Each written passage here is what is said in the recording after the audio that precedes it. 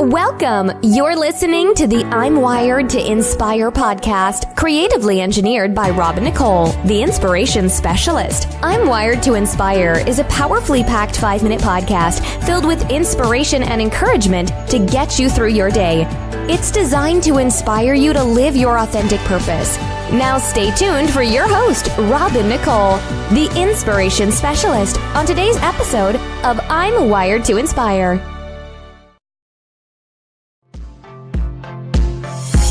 It's Wired to Inspire Wednesdays with Nicole, the inspiration specialist.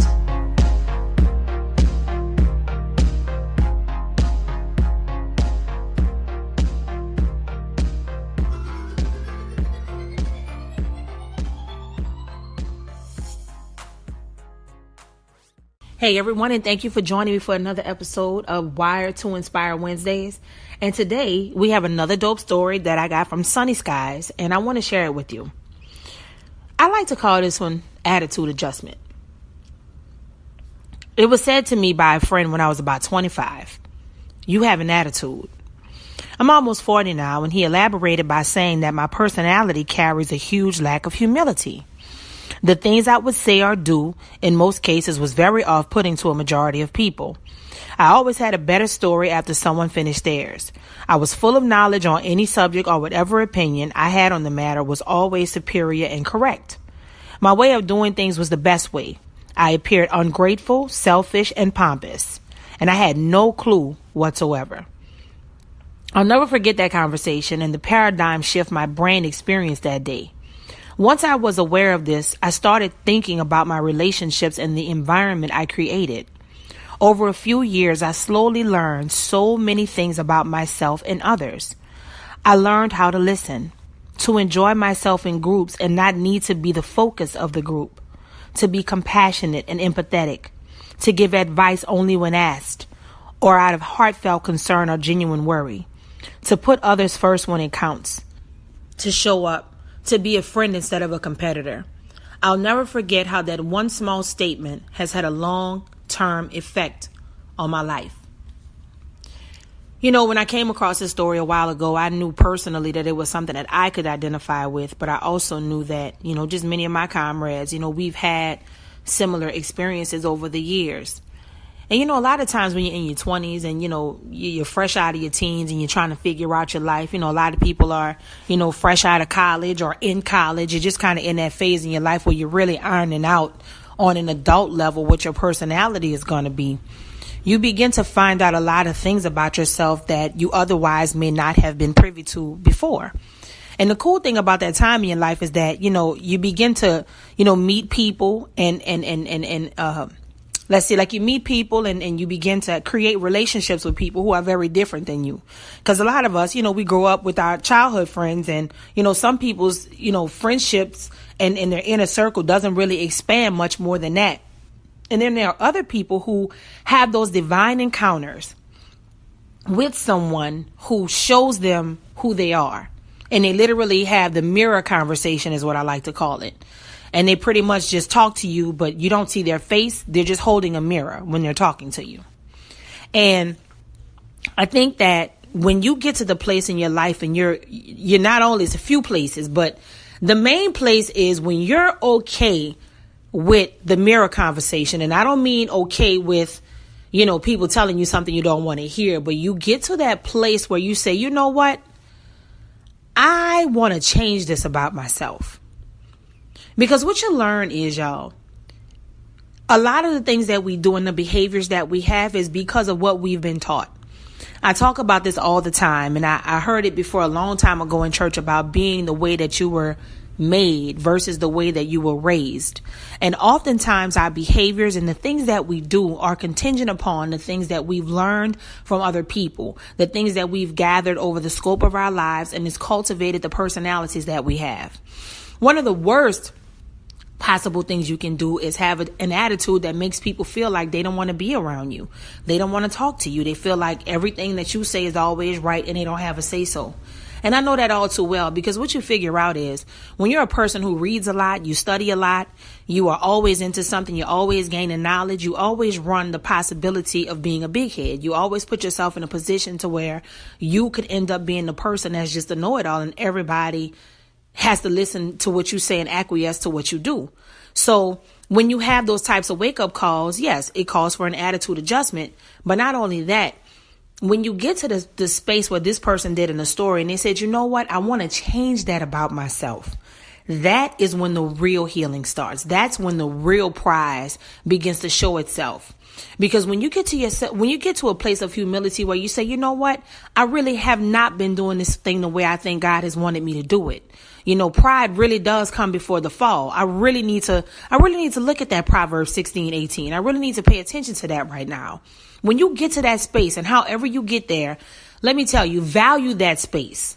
Because in that space, that is not the time to run. That is the time to take your shoes off, sit down, kick up your heels, and let the Lord do his work in your life. Because I'm going to tell you something. When you are in that space of not wanting to adjust your attitude, not wanting to see the error in your ways, not wanting to humble yourself before the Lord, you will not achieve the things that God wants you to achieve for him. You know, because the funny thing is, you know, when we see a lot of people who are very successful in the world, they actually have the opposite of what I'm talking about. That attitude, they don't adjust their attitude, and they're cocky, and everybody knows it, and they balling out of control, and they making all the money, and they, you know, whatever. But the thing that you don't understand is, y'all, everything happens in seasons in life. Let me tell you. A lot of times people are real nasty and haughty when they get in these positions of power because they got it going on, but it never crosses their mind that they might be old one day. And everybody that they were pompous towards and they thought they were a know-it-all, they didn't know anything. Guess what? There may come a time, and if I know God like I know God, there will come a time. You can pretty much bet your bottom dollar on that. There will come a time when it doesn't matter how much money you have, how much influence you have, how great you think you are. You will need somebody, and the very thing that you need, you will not have the money nor the capability to get it. And God will make it where you will have to go through that way in order to get what you need done. And that will supersede your finances, connections, and everything else. Because when it comes down to God, when it comes down to our humility and our attitude being adjusted, he's the one that wants to make sure that we have that in check, because we represent him. And if we all walking around here like, you know what, I don't need you, God, or okay, God, I throw you in whenever I want to because I got this, I know this, it's all good. That is going to cause a wedge between who you are and who you're supposed to be. And this very story is so paramount because it's a story most people they're not going to be feeling, especially if they've been there before or if they just heard it. Because I'm going to tell you, the Lord is telling me now, somebody just heard that and somebody just actually told them that. Somebody just said they need an attitude adjustment, and they're listening to this, and this is the second time they're hearing it. So I want to be encouraging to you and let you know, listen, you just have to address it. It may not be fun, but you have to. And I'll tell you something. There are people in our lives sometimes, it just seems like no matter what happens when we talk to them, we always have that brush with them like it's, I actually know someone who would say to me, they're like, you just don't want nobody to tell you. And I was like, no, I was like that. And I do struggle with that sometimes. It's not that I don't want anybody to tell me anything, but y'all know the feeling when somebody's trying to tell you something or they're repeating something that you know, and you just want to stop them and say, I know that already. If you're so used to being a person that's giving out the information and somebody is giving back some information to you that you are well versed in and you've already put out, that flesh will make you rise up and say, you know what? You don't have to tell me that. I know that. And sometimes you'll learn. You just have to be quiet and hear it again. Sometimes you got to let people think it's their idea. And sometimes you have to just give people the floor. And that is not always easy when you have a strong personality. And it's not always easy when you need your attitude adjusted. Because I'm going to tell you something. Everything that this person described in him about being pompous and a know-it-all, the opposite of those gifts are incredible. Because you see, there are curses in the state that they're operating in now. But as he began to hone them and change who he was, that's when you were able to see that, you know what, I have a different perspective towards people. I want to treat people better now because I did not realize in my own head, I was not treating people the way they were worthy to be treated. So I don't know who this is for today, and I don't know who's listening, but this is Wired Wednesday. So I want you to be inspired. I want you to get fired up. I want you to get wired up and ask God, what isn't in me that I need to fix? Show me what it is. Show me what it is. Because what you'll begin to find is God may begin to show you stuff that maybe he's had mercy on you and he has not sent another person to tell you. You didn't get into a rift with somebody, but he may show you on his own by the Spirit. He may start confirming things to you, and then he'll give you what you need to begin to make those changes. The cool thing is this: as long as you're breathing, you're always going to be working on something. So that's good news. Because it basically means that as long as you are physically in a position to work on making yourself better, then you can tap into your spirit, you can tap into your truth, and you can begin to do the things that God wants you to do on the highest level. And I'm going to tell you, you cannot appease everybody, and you certainly cannot please everybody. But what you can do is begin to please God. Because that's all that matters anyway. You'll find when you begin to please God, everything else just starts to fall into place. And the people who are not in agreement with you pleasing God, he'll remove them right on out the picture. Because God is not going to do anything contrary to his word. He's not going to do it. We serve a God that is decent and in order. So if you are engaging anyone or anything that is not decent and in order, it is not giving him the most glory. Your attitude is suffering as a result of being with them. He is going to end it. He's going to remove it. Because the goal is to adjust the attitude. Now, I'm going to say one more thing before I go, because I feel like this is important. He talked about a person who was haughty and thought they were all that and couldn't tell them nothing. But I want to talk to one other group of people that also need an attitude adjustment. To the people with the defeatist attitudes. The people who are pretty much, I hate to say it, but it's like a doormat. Like, you let everybody walk all over you. It's, well, I didn't want to say nothing because, or you're pretty much the exact opposite of the person I just described. So I want to speak to you right now. You have got to snap out of it, because believe it or not, you're just as bad as they are. Because guess what? Too much of anything is not good. And both of those are extremes.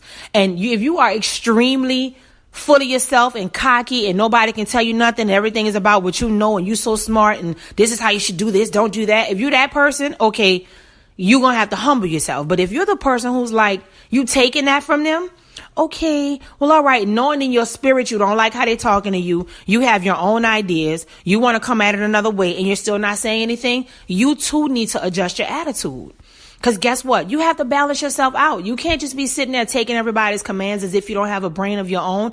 It is not admirable. That's not admirable. Because you're sitting there being a doormat and you're not telling people what the real deal is. You don't have to be mean and offensive, but you certainly don't have to sit around and let people mishandle you. Because what you're going to find about people also is this: when you're dealing with confident people, there's some people, if you don't really understand who you are, you will assume people are being mean to you. You will assume people are trying to, hijack your peace of mind and all of that. But I'm going to tell you, there's just some people who are genuinely confident and they mean no harm, but you will also get that as well. That will come across.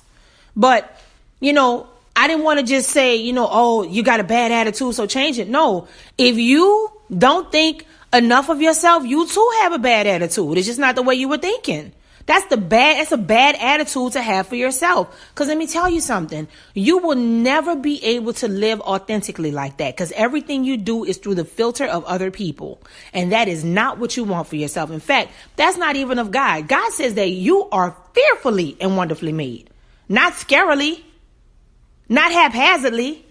Not made to be a doormat. No, that don't even line up with the word, that kind of behavior. And guess what? When you're the person who's full of pride, the person where nobody can tell you nothing, that don't line up with the word either, because he says pride comes before the fall. So you see what I'm saying? I wanted to show you in the word, both of those. Too much of anything is not good.